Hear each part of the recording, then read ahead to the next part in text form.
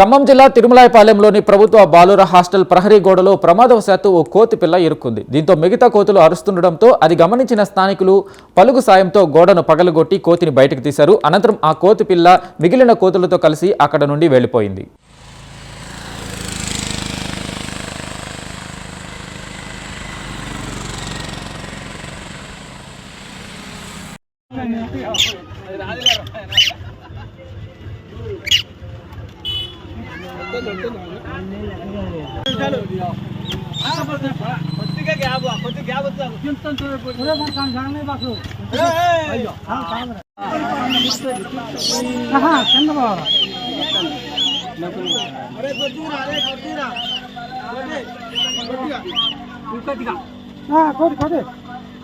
కింద